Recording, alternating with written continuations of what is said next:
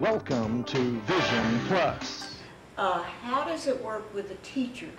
Do they have the same teachers or different teachers? No. They do have different teachers. They have a morning teachers and they also have the afternoon teachers. Which are different people. With different people, of course. The morning teachers, they don't come back for the afternoon class. They're just morning teachers. So, that's pretty good. I think they'll have to work though till 3 to do all their teacher stuff, grading and all of that. But that's how it works. I mean, morning teachers are morning teachers. So some of my friends, they like their morning teachers. And I said, oh, our morning teachers are much more better than the afternoon teachers.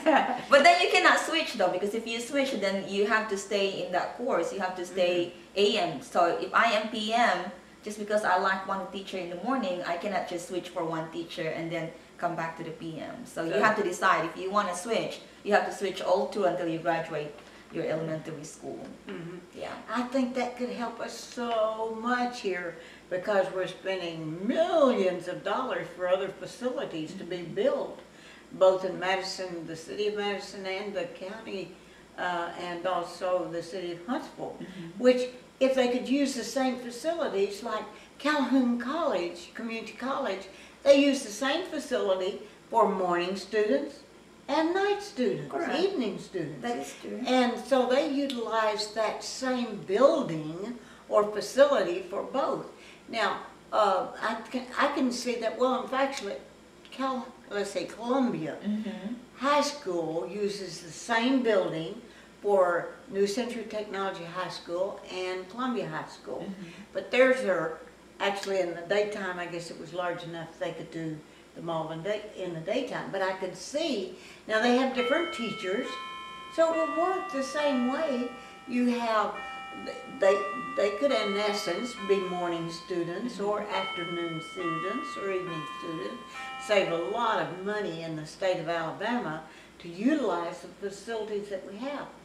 And one of the things we've learned at Ollie at the University of Alabama, UA Huntsville, we now are calling it, is that there are a lot of retired PhDs and engineers and workers that would be very glad to teach some of the classes. Sure. You can pull them in. Let's say now, if I were to, you and I taught together at Virginia College and then did seminars, and I taught public speaking. Well, if I needed somebody for IT, I would have to call someone like yourself in to teach. Right. How did you learn? I mean, tell me about your childhood and how you got so interested in getting 2 PhDs. I barely got through one. Well, in my country, education is one of the biggest assets that your parents can give you. So pretty much it's like a pride and honor and joy that their kids are all, educated. So when you go visit a home in the Philippines, you will see all the walls with all the picture of the graduation from elementary to high school to college. And so that impression for any Filipino is such a pride. So, me as a kid, our parents always tell us we have nothing to give you, but we can only give you your education. And that's how you can help and help your sister and, help your cousins and so on. So that's what we do. I mean, I go to school pretty much almost 95% to 97% Filipinos are in college, graduate. Because So amazing. I know, because even if you work in McDonald's, you have to have a 4-year degree because everyone is having a 4-year degree. So there's no variance in that. I mean, you have to have a 4-year degree to work in a McDonald's, to work in a bank, to work in any supermarket. It's so wonderful because they're very intelligent, they're very knowledgeable, they've learned how to treat customers. I thought going to the McDonald's there when we were speaking to the Rotary Club, I have never seen such a sparkly clean McDonald's in the world. We travel around the world. Now I don't care if we were in Sweden or wherever it was, that was the cleanest McDonald's I had ever seen. And all of them are so pristine and professional that work there. Uniform, all of that. Oh, they just Hair, it has to have certain Perfect. protocols, everything. and delicious. It just felt like everything was so fresh. And Don't forget so about the rice in your chicken. Oh yeah, that's right. They did have that. That's for sure. Which was really good. Food is that, and they're so healthy. I think it's because we stayed in the president's home, President Dr.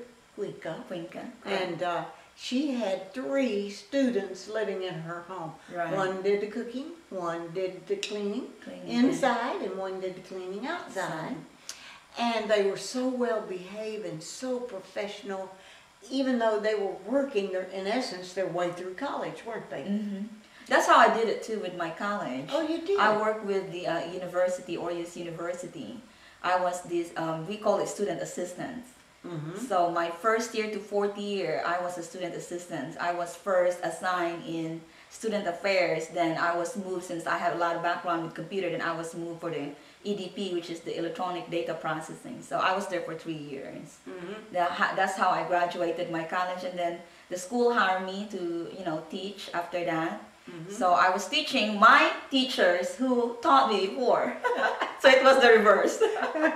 And what was that Oreos was so unbelievably wonderful.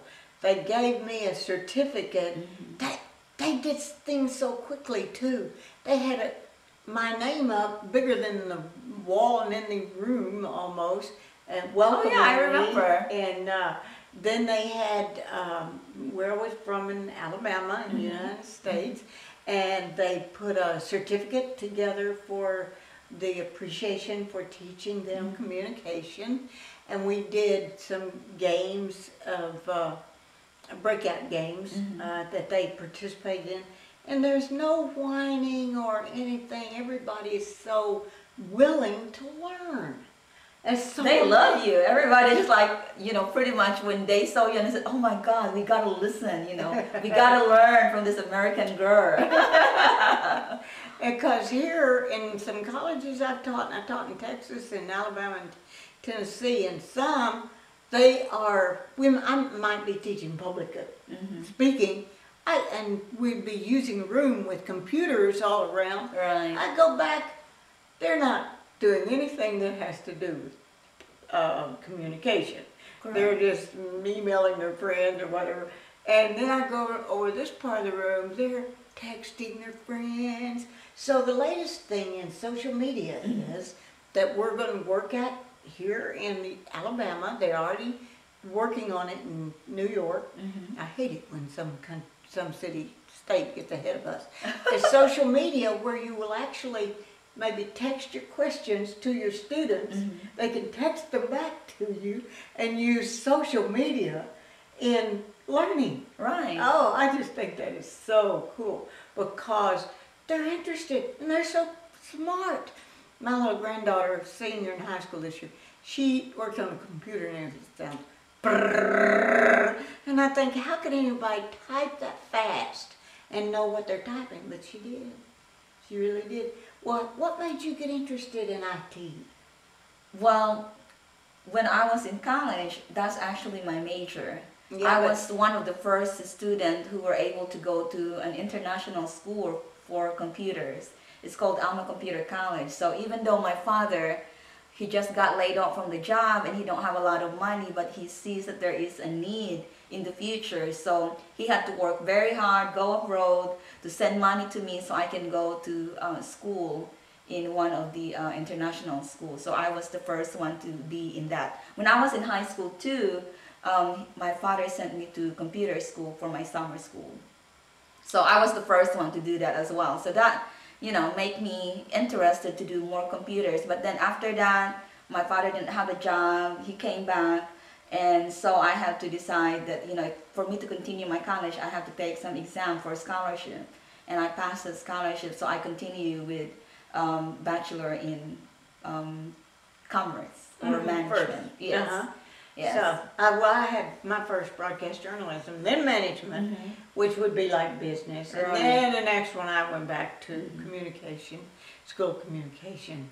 And so we changed sometime. And I taught management in college. But I also, I liked the broadcast television and radio and journalism and writing, and so you do a lot of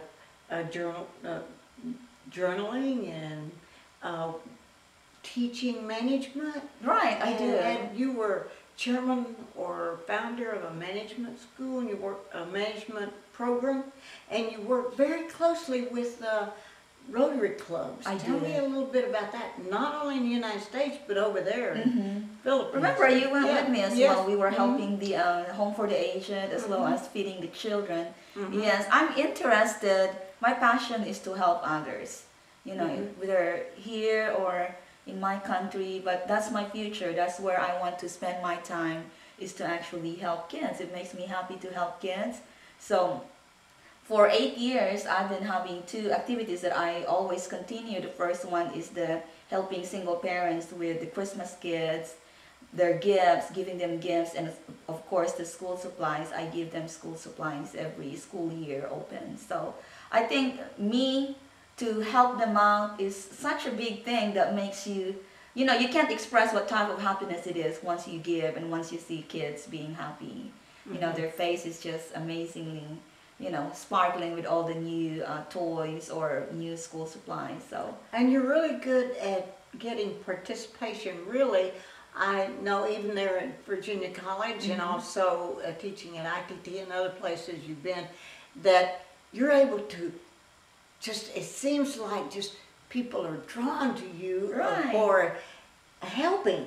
They love it. I think if you have the right heart and they see it from you, they do. Even though you don't have the funds or you don't have the money, they're willing to help. You know, they'll say, Dr. Nixon, what can I do to help? Or, you know, and it makes me feel proud that, you know, everyone is in a teamwork and everyone wants to help each other. So that is a good feeling as well. But to me, you know, it's always the helping part that makes me part of the community, and that's what I like about it. Why do you think that's true? What do you think caused you to desire so much to help a lot of other people, especially kids and single mothers? Well, I think coming from a poor country and seeing it, you know, a lot in the TV, especially in my country where there's a lot of poor kids. No, you know, they go to school with no uniforms, no shoes, you know, they don't even have notebooks. And I experienced that being an elementary student and high school students, that it was a treasure for us to get a book. And remember how you have 115 students and there's only 3 books? Oh, yes. Yes, and in the library that weigh 10 pounds each that they weren't allowed to check out. So we had to be really creative, and we did. In fact, I call that phase 2 of what I wanted you to see, some things we're doing. We may not have time to get into that because Tony and I wanted to get in another aspect of education. Tony and I, when our children were in school, both elementary and high school, we always worked with the PTA.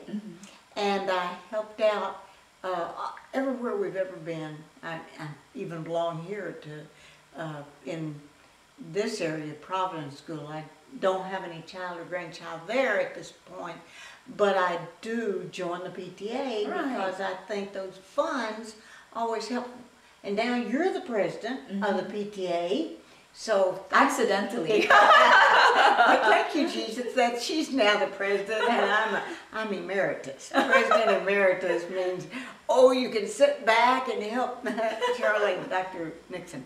But I feel we had the funds that really helped people think, well, what are these funds going for? Tell us what you use your funds for. The funds that we have in the PTA is used for the accelerated reading, the AR. That's what we use it for. That's a big allocation of our PTA money. That costs us about maybe $5,000. And then we also have the passport. We also help with the snacks for the testing, the SAT testings. We also help with teachers who need funds for their school needs. Like they need, like I donated just 2 boxes of worth of school supplies. So that could save us a little bit of fun. And sometimes we help also the nursing facilities with all their nursing equipment for the children when they go to the school nurse. So everything that we do and everything that we raise for, all of that money goes back to the children of the Providence School. So right now, it's giving me a headache and thinking, what can I do to help? What can we do to raise money? What can we do to actually, get all the parents to get involved, be part of the teamwork, be part of the PTA, so we can raise more money, so we can have better school. Better school means better students. And they're excited about coming into a room and it's decorated beautifully because the teacher had some funds to help decorate that room. Right. And it's just more joyful to be there to help to see that that gets done. Now you were talking about raising funds, and when I was in school we did a lot of raffles and that, but now you can't use that word. Raffles, you can't use raffle according to per Alabama rules and regulations and law that can be considered as gambling. So everything you do now has to be a donation. A donation's correct. Correct. Well, how do you, if you donate, how do you know don't you get a ticket or anything when you donate? You can still get a ticket, but you don't tell them and you don't sell them. You have to say donation if you would like to make a donations. So that's the way to do it. Now, sometimes I don't see it very enhancing to the parents, to let them know that these are all donations. As you said, I like the way you said it, that donations were $5, but you cannot demand as well. You have just to say whatever the donation is, you'll just have to willing to accept that donations. Well, sometimes they will actually say something to the effect of expected donations are $5 Correct. or Yes. $10 or something like that, and that we are going to have door prizes and it will be this iPod or something like that. You can still have door prizes as long as you don't sell the tickets, as when it says prize, I guess it triggers that it's kind of a gambling. But it really isn't. It really isn't the same. Yeah, I kind of don't understand it. Because I've been, helping students for the last 8 years. And I always raise money through my egg rolls. Now, that's not a gambling. I cook egg rolls a lot of times. I probably cook 1 million egg rolls now for the last 8 years to help with the kids. And selling that is not a gambling. But when you sell something, like if I have a big fundraising, that's the way to do it, is to sell tickets. And we cannot sell tickets anymore because it's called... It has to be... it has to be donations. Yes. And that kind of helps the fundraising, and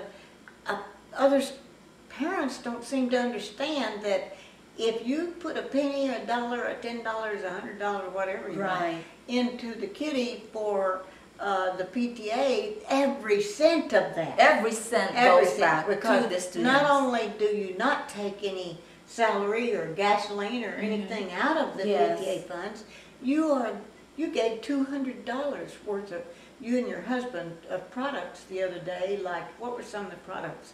Like Bed and Body Work and all of that. It was for, it was a donation so we can get some money to help the kids go to field trip. Yeah, in fact, they're wanting to go down to Montgomery. We were just there this week, and I bet there were, I don't know how many student groups going through, and one of them said, "Where are you guys from?" "We're from Athens, Alabama." I said, "Well, that's close to, but we count you as part of our neighborhood. You're part of NA, Northern Alabama, not LA, Lower Alabama." But, and so they try to get every school group in the whole Alabama to go through our state capitol and see all the things that happens. It makes it real. Because I had a student that was failing history, and she went to Washington, D.C. and toured a Holocaust museum and saw all of the museums, and there really was a Lincoln Memorial and Washington Monument and all these things, and read what it's about. Came back making A's in history. Wow. It's hands-on. Yeah, there's a big difference between hands-on and just classroom instructions. It is. So that's why we work so hard to work on our methodology of teaching, of using this concept of the television program. We made them be television host, Mm-hmm. and they were host, and they could select what country they went to. It was a good, fun way to do it. Right. In fact, if you want to know about that methodology of teaching, whether it's school or summer school, some backyard schools, or there in your classrooms at church or whatever, we'll be happy to share that with you. What do you think is going to happen? How can we get, and if you guys have any of these answers too, let us know. How can we get people, teachers, parents more, well, I guess the teachers come a lot to the PTA meeting. In fact, Not teachers that come a lot to the PTA meeting unless they're part of the board member, then they do come. oh, okay. Yes, they do. But not a lot of the, Only the board members. Mhm. We also have board members for the teachers, so they come a lot. We have about maybe 4 or 5 teachers, and the principal always, she always comes during our meetings. She always supports us for our meetings and activities. So that's really good. That's really good that you see the principal is very, very willing to come that is and good. support us in all our And certain of activities. the community members come, if they know about it. The challenge has been, I had belonged a couple of years ago to the Providence PTA, but it's very difficult to get communication. I don't know when the meetings are. How do we find out when the Well, meetings are? the meetings are in Facebook, and we also have social media, so we posted it on Facebook, and every single parents that sign up, when they do their membership, they do have their email address, so we have a mass media of emailing them when is the next activity, like spirit night, or we have the family night out and stuff like that. Like this coming Thursday, we're gonna be in Jersey Mike. Jersey Mike is so much, so nice to Providence. They're giving us 10% every Thursday. They're giving us 10% of their sales to Providence. So all we have to do is go eat and some good food. Huh? And then they give us 10% of that. So Isn't that incredible? yes, Some of it the is. It teachers is so are wonderful. participating, and some of the Teachers are parents participating, and some parents are. like to have a few hundred more. Most of the time, though, it's elementary students that, especially elementary parents, are much more willing to support than the middle school. 'Cause Yeah. middle school are pretty much, they're in the teenager age, so you can see that. They'd be in between age. Yeah. So what you'd like as president of PTA, what would you like to see happen? What I'd like to see happen is that, to see the mindset of all the parents, that PTA is not only volunteering thing, it's also helping our students, our school, to improve our students. Yeah, I mean, to me, being part of the school is just like being part of your children. So for you to communicate is to communicate with the PTA. I think we have to change the mindset where parents think that, come join the PTA. Oh no, I don't want to join. It's a lot of work. I don't want to work. It's not about work. It's about learning the school and learning your son what they're doing in the school, learning the values of the school. By knowing the PTA, you also know what's happening in the school system, and that's include your son. What happened to my son? You don't know what's going on because, you're not part of the PTA. So I think the mindset need to be changed, that every parent should be part of the PTA, and every parent should at least volunteer or do something to help the school out, not just to think of yourself that it's wasting your time, because it's not a waste of time. We're talking about kids. Our kids. Our kids. Which is our future. Our future. Our future. There are senators and congressmen and superintendents of schools and running NASA and running all of these, everything that has to be run. Someday the mayors are these little 8th graders. Right, right. And there are parents who are willing to help, and when they help 80%. They always in there. There are parents that if you like to be a member, then you can be a member. But if you put in there that you're willing to help this, and when we call you, and then you say, oh, I didn't sign up for that one. So it's kind of sad to look at it, that it happens like this. Because in my country, when the teacher will call all the parents, they always come and help. If we have to clean the school, every parents will be in there to clean the school. I remember we have this nutrition day. Every day, parent had an assignment to cook like rice. You remember the rice that we gave and feed to the kids? We have that in the Philippines, and every parent is like a community. They will cook all the food, and then they go to the elementary school, and then they help feed the kids every day. You know, I mean, I can see that there is such a big teamwork, you know, coordinations, and that make the student more healthy, and they can function very well because, you know, they're being fed by the parents. And parents help the school, clean the school. You know, we don't have all the utilities like we do in here. Parents do. Now, it might change right now, but it used to be like that, where parents are a big part of the school. Well, it's fun to learn who your children's running with and what their parents are like. Right. So it's good.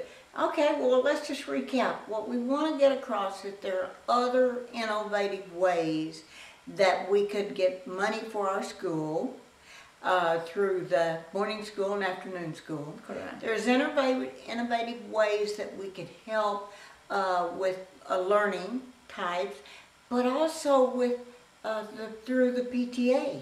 And so as president of PTA, tell us, let's see, you have Go Eat at, where were we going? Jersey Mike. Yeah, Jersey This Mike. Thursday from 3 to 7 p.m. And then what other things are going on for the end of the year?